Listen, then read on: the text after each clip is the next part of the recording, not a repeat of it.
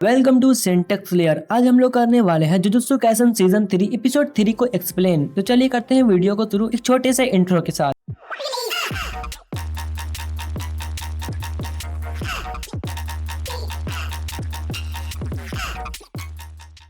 पिछले एपिसोड में हम लोग देखा था यूजी और सभी लोग स्टार कॉरिडोर पहुंच जाते हैं और जब वो लोग रिटर्न होके जा रहे हैं तभी वो लोग की मुलाकात होती है मास्टर टेंजिन से। तभी हम देखते हैं कि मास्टर टेंजिन सभी को हेलो कहते हैं। वो कहते हैं कि जिनिन घराने की बच्ची माकी और सकुना के वेसल यूजी इतादोरी, मिची जेन के खून यूता, डेड पेंटिंग यानी चोजो, वो सभी को तो हेलो कहते हैं लेकिन यूकी को छोड़ देते हैं। फिर यूकी कहती है क्या तुम मुझे हेलो भी नहीं कह सकते, जिस पर मास्टर टेंजिन कहते हैं ये मेरी पहली मुलाकात नहीं है तुमसे। फिर यूकी पूछती है कि तुमने टॉम को क्यों बंद कर दिया था, जिस पर मास्टर टेंजिन कहते हैं मुझे लगा कि तुम कहीं कंजाको की साथी तो नहीं हो, जिस पे यूकी कहती है क्या कंजाकू, जिस पर वो बताते हैं कि कंजाकू ही नोरिटीसी का माओ है। फिर यूजी पूछता है कि मास्टर टेंजिन आप ऐसे क्यों दिखते हैं। फिर मास्टर टेंजिन हंसते हुए कहते हैं कि जब तुम भी 500 साल के हो जाओ तो तुम भी ऐसी ही दिखोगे। बड़े में इमोर्टल हो लेकिन मेरी एज भी बढ़ती जा रही है। फिर टेंजिन बताते हैं कि 12 साल पहले मैं स्टार प्लाज्मा वेसल से मर्ज नहीं हो पाया था, जिसकी वजह से मेरी एज बढ़ती ही जा रही है। क्या दूसरी स्टार प्लाज्मा वेसल नहीं मिली। फिर सबको रोकते हुए मेगुमी कहता है हम बस यहाँ ये पूछने आए थे कि कंजाकू का क्या प्लान है और प्रिज्म रेल को कैसे खोलना है। फिर टेंजिन कहते हैं मैं इसके बारे में तुम्हें बता दूंगा और उससे पहले मेरी एक शर्त है। यूता, यूकी और चोजो तुम तीनों किसी दो को मेरी रक्षा करनी होगी। और ये सुनने के बाद वहाँ पे सभी लोग शॉक हो जाते हैं क्योंकि यहाँ तक वो लोग को लग रहा था कि मास्टर टेंजिन इमोर्टल है। यूकी इस बात के लिए मान जाती है। फिर यूकी पूछती है हमें तुम्हें कितने दिनों तक गार्ड करके रखना होगा। फिर वो बोलते हैं कि ठीक है मैं तुम्हें कंजाकू के बारे में बता देता हूँ। वो बताते हैं कि कंजाकू को ऑब्जेक्ट मोड ऑब्जेक्ट ह्यूमन को इवॉल्व करना है थ्रू आउट दी जापान। फिर मेगुमी कहता है इसके बारे में तो हमें पता है, वो आखिरकार करना क्या चाहता है और कंजाकू अपनी बैरियर टेक्निक का इस्तेमाल क्यों नहीं किया। जापान ने सभी लोगों को सॉर्सरर बनाने के लिए उसने आइडियल ट्रांसफिकेशन का यूज क्यों किया था। फिर मास्टर टेंजिन कहते हैं कि क्योंकि वो कर्स एनर्जी को लैक करता है। अपने सारे एवोल्यूशन के लिए बहुत सारी कर्स एनर्जी की जरूरत होती है और जिस मेथड से वो एवोल्यूशन करने वाला है वो मुझे और ह्यूमन काइंड को मर्ज करेगा। फिर यूजी कहता है क्या ये पॉसिबल भी है क्योंकि आप सिर्फ स्टार प्लाज्मा वेसल से मर्ज हो सकते हैं। फिर मास्टर टेंजिन बताते हैं कि हाँ पहले ऐसा ही था लेकिन मैं 12 साल पहले स्टार प्लाज्मा वेसल से मर्ज नहीं हो पाया था, जिस वजह से मेरी एज अब बढ़ती ही जा रही है और इस टाइम पे मैं ऐसी फॉर्म पे आ चुका हूँ कि मैं किसी से भी मर्ज हो सकता हूँ। जिस पर चोजो मास्टर टेंजिन से पूछता है कि तुम तो सिर्फ एक हो, बाकी तुम अलग अलग लोगों से मर्ज कैसे हो गए। जिस पर मास्टर टेंजिन कहते हैं कि मैं इतने ज्यादा इवॉल्व हो चुका हूँ कि तुम मान सकते हो कि मैं ही अभी पूरी दुनिया हूँ और मेरी सोल हर जगह एग्जिस्ट करती है और जो इंसान मुझसे मर्ज होगा वो एक सॉर्सरर से काफी ज्यादा पावरफुल होगा या फिर कहें वो एक नया ही जीव होगा। फिर हमें पता चलता है कि मास्टर टेंजिन बैरियर मैजिक को पोजेस करते हैं जिसकी वजह से वो अपनी फॉर्म को मेंटेन करके रखे हुए हैं और खुद को कंट्रोल कर रहे हैं। बट कोई भी ह्यूमन इवॉल्व हो गया और आउट ऑफ कंट्रोल हो गया तो पूरी दुनिया खत्म होने का रिस्क रहेगा और जो हाल टोक्यो का होगा वो हाल पूरे वर्ल्ड का भी हो सकता है। फिर ये सुनने के बाद यूजी पूछता है कि आखिर कंजाकू ऐसा करना क्यों चाहता है, बट इसका आंसर मास्टर टेंजिन के पास भी नहीं था। फिर माकी पूछती है आप मर्ज होने से मना क्यों नहीं कर देते हैं। फिर मास्टर टेंजिन कहते हैं कि यही तो बहुत बड़ी दिक्कत है, मैं इस टाइम पे इतना ज्यादा इवॉल्व हो चुका हूँ कि मैं एक ह्यूमन से ज्यादा एक कर्स स्पिरिट हूँ और इसी वजह से मैं कर्स स्पिरिट मैनिपुलेशन टेक्निक वाले सॉर्सरर के लिए एक टारगेट हूँ और तुम्हें पता ही होगा कि गेतो कर्स टेक्निक मैनिपुलेशन है। और ये बात सुनते सबको समझ में आ जाता है कि आखिर केंजाकू गेतो की बॉडी पे क्यों कब्जा करके है और मास्टर टेंजिन को पता रहता है कि केंजाकू की क्या एबिलिटी है और ये भी जानते हैं जब केंजाकू और मास्टर टेंजिन का सामना होगा केंजाकू उसी वक्त उन्हें सील कर देगा और यही वजह था कि मास्टर टेंजिन का टॉम सबको रिजेक्ट कर रहा था। और ये सुनने के बाद यूटा समझ जाता है कि मास्टर टेंजिन को प्रोटेक्शन चाहिए और हमें यहाँ बस ये भी पता चलता है कि मास्टर टेंजिन के बाद केंजाकू ही सबसे स्ट्रॉन्ग है बैरियर टेक्निक को इस्तेमाल करने में और वो कभी भी मास्टर टेंजिन के डॉम को अनडिफाइंड कर सकता है। फिर यूकी पूछती है कि वो आखिर अभी तक आपके टॉम को अनडिफाइंड क्यों नहीं कर पाया, जिस पे मास्टर टेंजिन कहते हैं उसके पास अभी इतनी कर्स एनर्जी नहीं है। फिर हमें कंजाकू का पास्ट बताया जाता है। हमें बताया जाता है कि केंजाकू पास्ट में 6 आई यूजर से 2 बार हार चुका था और वो दोनों से हारने के बाद केंजाकू समझ जाता है कि वो 6 आई यूजर को कभी नहीं हरा सकता, इसलिए वो स्टार प्लाज्मा वेसल और 6 आई को पैदा होने के 1 महीना बाद ही मार देता है। और जैसे मास्टर टेंजिन का मर्जन का दिन आता है वैसे ही एक 6 आई यूजर और एक स्टार प्लाज्मा वेसल पेयर हो जाता है और अब केंजाकू जानता था कि वो 6 आई यूजर को नहीं हरा सकता और इसलिए वो प्रिज्म रेल को ढूंढने लगता है ताकि वो आई यूजर को पकड़ सके। और केंजाकू ये भी भी जानता था कि एक ही टाइम पे 2 6 आई यूजर नहीं हो सकते, पर केंजाकू को प्रिज्म रेल ढूंढने से पहले ही एक ऐसी इंसान की एंट्री होती है जो हर चीज बदल के रख दिया। तोजी जेनिन आके स्टार प्लाज्मा वेसल को मार देता है, जिस वजह से टेंजेंट का मर्ज रुक जाता है और उसकी एवोल्यूशन शुरू हो जाती है। और एक सॉर्सरर भी आ जाता है जिसके पास कर्स मैनिपुलेशन टेक्निक भी होती है, जो कि था गेतो। और जैसे धीरे धीरे केंजाकू जो चाहता था वो होने लगता है, पर उसके पास सिर्फ प्रेजेंट रेल नहीं थी, लेकिन 6 साल बाद उसे वो भी मिल जाता है। फिर मेगुमी पूछता है कि आखिरकार ये कलिंग गेम क्यों हो रहा है। फिर मास्टर टेंजन बताते हैं कलिंग गेम इसलिए हो रहा है क्योंकि केंजाकू कर्स एनर्जी को इकट्ठा कर सके, और जब कलिंग गेम में सॉर्सरर लड़ेंगे उनके लड़ाई की वजह से कर्स एनर्जी बाहर निकलेगी और उसी कर्स एनर्जी का इस्तेमाल केंजाकू मर्जिंग के लिए करेगा। और टेंजन ये भी बताते हैं कि केंजाकू कलिंग गेम का मास्टर नहीं है, अगर तुम उसे मार दोगे तो अभी कलिंग गेम चलता ही रहेगा और ये गेम तब तक चलेगा जब तक सारे प्लेयर खत्म नहीं हो जाते एक दूसरे को मारकर या पार्टिसिपेशन से रिफ्यूज करके, जो कि मौत ही है। और ये सब सुन के यूता कहता है कि हमें कलिंग गेम में पार्टिसिपेट लेना ही होगा और ऐसे ही रूल को ऐड करना होगा जिसकी मदद से हम लोगों को बचा सके। जिसमें मेगुमी कहता है हमें गोजो सेंसे को आजाद भी कराना होगा, वो इंसान अकेले ही ये सब चीजों को सेटल कर देगा। तभी यूजी मास्टर टेंजन से पूछता है कि पहले आप ये डिसाइड करिए कि यहाँ पे कौन रुकने वाला है। तभी यूकी और चोजो कहते हैं कि हम लोग यहाँ पे रुकेंगे। तभी हम लोग देखते हैं कि मास्टर टेंजन एक हॉल में से बैक ऑफ प्रिज्म हॉल निकालते हैं, जो कि प्रिज्म रेल की बैक गेट होती है। मास्टर टेंजन बताते हैं तुम इसका इस्तेमाल तब तक नहीं कर सकते जब तक कि तुम्हारे पास प्रिज्म रेल का फर्स्ट गेट नहीं होगा, बट इसको खोलने का दूसरा भी तरीका है, जो कि है पेयर ऑफ हेवेनोड और ब्लैक रॉक, और तुम इन दोनों की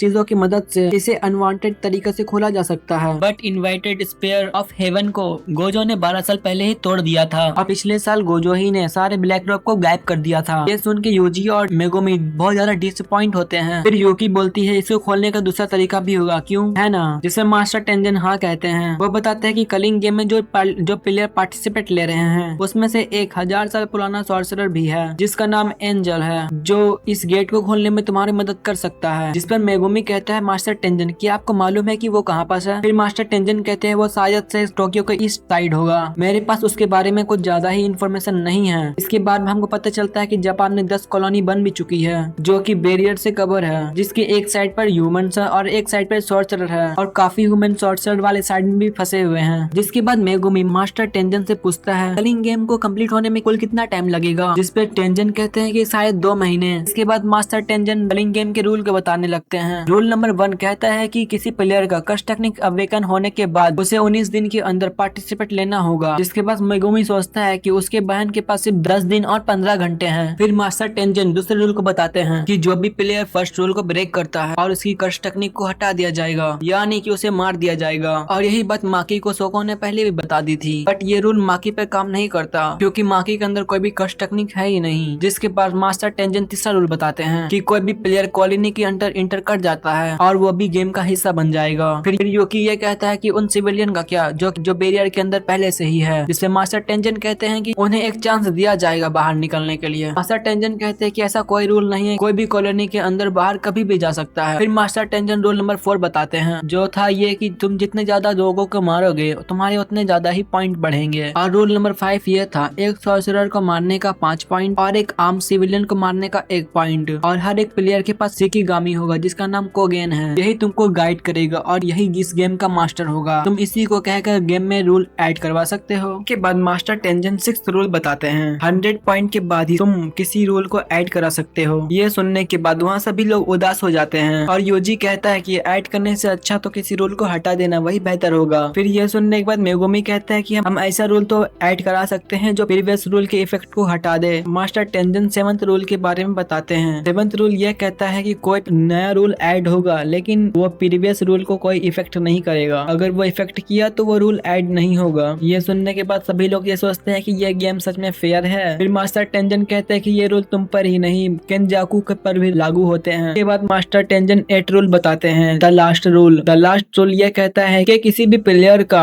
पॉइंट 19 दिन तक सेम रहता है तब उसे एलिमिनेट कर दिया जाएगा। ये सुनने के बाद यूजी कहता है मुझे फिर से लोगों को मारना ही होगा। यह सुनने के बाद सभी लोग अपने रोल को डिसाइड कर लेते हैं। चोजो और यूकी मास्टर टेंजन को गार्ड करने के लिए यहीं पास रुकेंगे और माकी डिसाइड करती है कि वो जेनिन क्लैन में जाकर के कर्स टूल को इकट्ठा करेगी। फिर ये सुनने के बाद यूजी कहता है जेनिन क्लैन का लीडर मेगुमी था ना। फिर मेगुमी कहता है इसके बारे में तुम्हें बाद में बताऊंगा। और यूटा डिसाइड करता है कि वो भी कलिंग गेम में पार्टिसिपेट करेगा ताकि वो इन्फॉर्मेशन इकट्ठा कर सके। यूटा कहता कहता है कि हम लोग एक दूसरे के कॉलोनी से दूर रहेंगे ताकि हम एक दूसरे को ना मार दें, क्योंकि अगर ये लोग एक ही कॉलोनी में रह गए तो ये लोग को आपस में ही लड़ना होगा। ये सुनने के बाद यूटा और यूजी दोनों यही सोचते हैं कि यूजी ने कहा था अगर मैं सुकुना में बदल गया तो मुझे तुम मार देना, बट अगर यूटा यूजी से दूर रहेगा, यूजी सुकुना में बदल गया तो यूटा तो उसके साथ होगा ही नहीं उसे रोकने के लिए। और उन्हें इस बात की भी चिंता थी कि उसके साथ मेगुमी रहा तो सुकुना उसके साथ जरूर कुछ ना कुछ कर देगा। और इधर मेगुमी उन लोग को देख के समझ जाता है वो लोग उसके लिए चिंता कर रहे हैं, तो मेगुमी कहता है कि मेरे बारे में मत सोचो, ये सब कुछ ठीक होगा। तभी माकी